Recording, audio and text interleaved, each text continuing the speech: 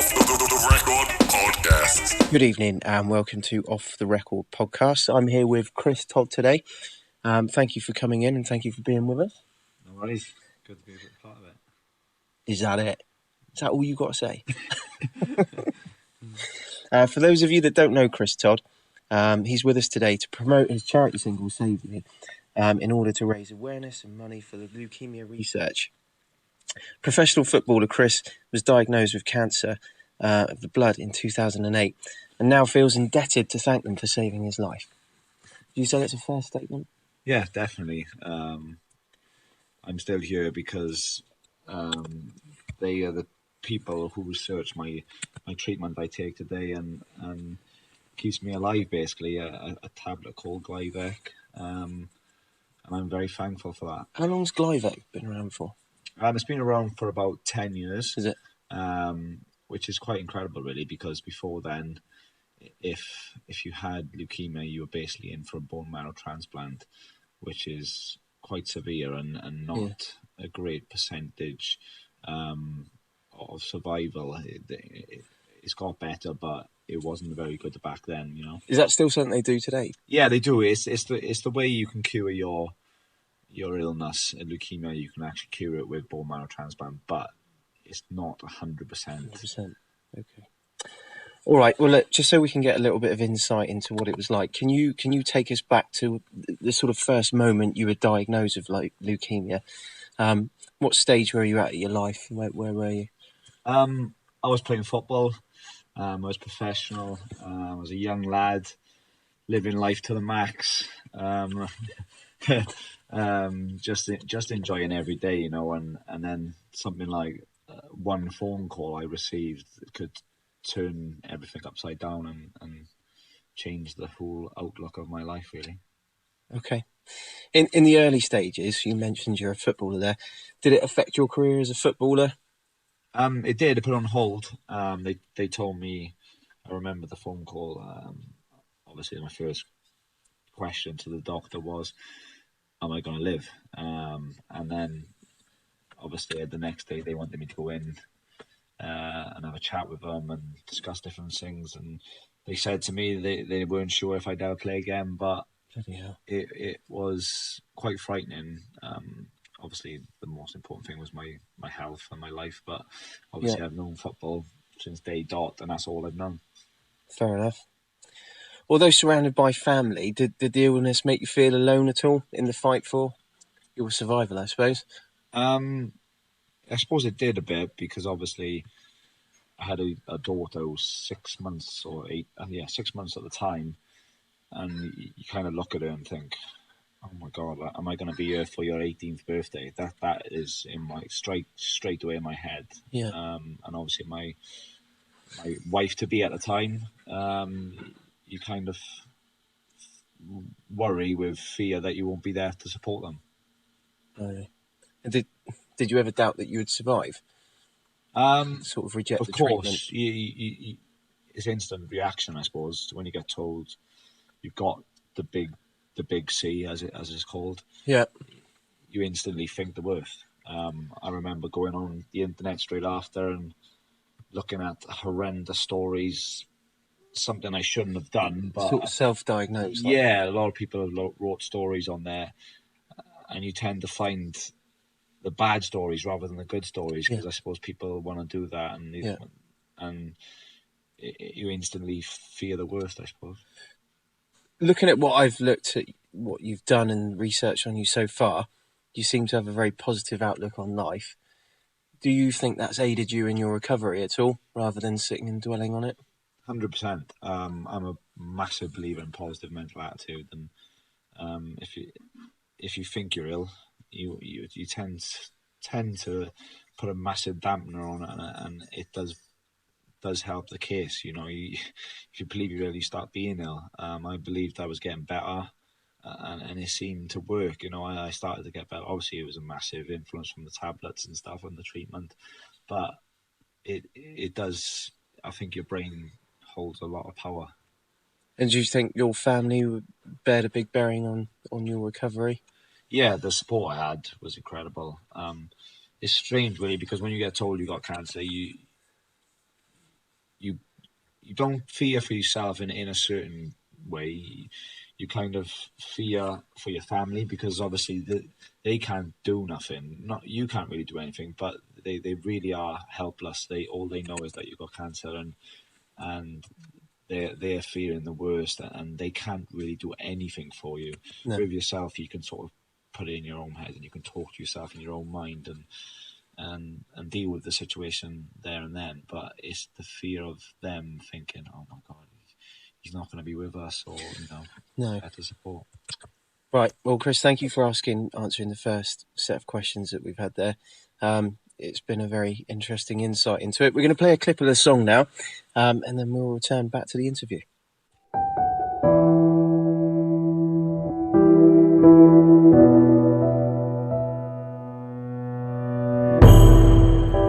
Started with a call, and it ended with a tear. So hard to try and explain while no one stood here.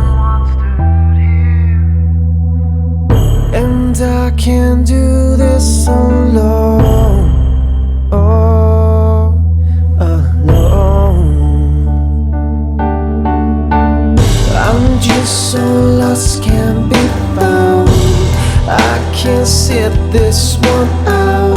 Feels like the world is fading. I'm hoping you can save me. That was a clip we just heard from the single Save Me that Chris is planning to release on the 12th of December this year. Chris, how did the song Save Me come about? It came about, I was writing a poem. Don't ask me why I was writing a poem, but I tend to do different things that I would never have done before since 2008. And I showed my brother-in-law, Tom Watson, being yourself. And he said he could turn it into a song with the lyrics. And that's how it occurred. So it could have been coincidental or just meant to be. What did you like about the songwriting process and the creative process of producing a song? It's been an experience for me, definitely. I was obviously you never know how things are going to turn out, but obviously I knew that Thomas Watson was a very talented musician and songwriter, and if anyone could make it successful, then I'm sure that he could do it. And that has occurred, and the song has been produced, and I'm very, very happy with it. That it really does show the emotions that I went through. Brilliant. In the YouTube video, Save Me, we see you express some emotions that many probably go through in their fight. What was it like revisiting those emotions when you were doing the video? The music video? Yeah, strange really, to be fair, because it did bring it back for a bit. I've been lucky enough to be in remission now for the last 4 years, and I don't really think about it unless I hear a story about cancer or something I see on the internet or something. Then it sort of vaguely comes back to me, but I tend not to dwell on the past. And you sort of, when we did the video, it did bring back emotions that the time I was diagnosed with it was upsetting. It's a life changer, and they did come back for that brief spell. But you've sort of boxed them away now. Yes, correct. I'm positive. I don't think of things like you have to stay positive, because the negativity there's enough negativity there if you want to grasp onto it. But I don't do that. I'm a positive thinker. Looking at the response you've had so far, the support from the media, are you a bit overwhelmed by the support that's been shown, particularly with your football connections and the media, and how it seems to be spanning from there? Are you overwhelmed by the response you've had so far? Yeah, massively overwhelmed. It's a great word, and it sums up everything really, because I always knew I had backing of people and stuff, but when we released it and actually put it out there, the response we've had has been incredible. We've had the papers, radio stations, people in general, celebrities. It's been incredible, and hopefully with all this exposure that we've received, that we can actually sell a lot of copies. That's what I mean. That was the next question. It leads nicely into. I mean, what are your hopes for the single? I just hope to sell as many as possible. You know, I'd love it to chart. It would be amazing for myself and for Thomas to get into the chart and just to show. I suppose it would put the charity on the map as well. That is the key. That it's not just all about the money. It's about the awareness of it. And if you got that on the map and got it in the charts, then it would be shown well and listened to nationwide, and it could pay massive in sort of money and finances along with it, because people will start looking into it a bit more with depth and might do charity work themselves. Great, thank you, Chris. We're just going to play another clip of the song now. So if you bear with us, we'll be back with Chris shortly. I know my blood is weak, it's happening to me, but there's no way my days are numbered. Taking drugs making me feel a right mess. Hard to lift my head, acting so depressed, but the pain was unbearable. I must confess. Oh. And I can't do this alone. Oh, alone.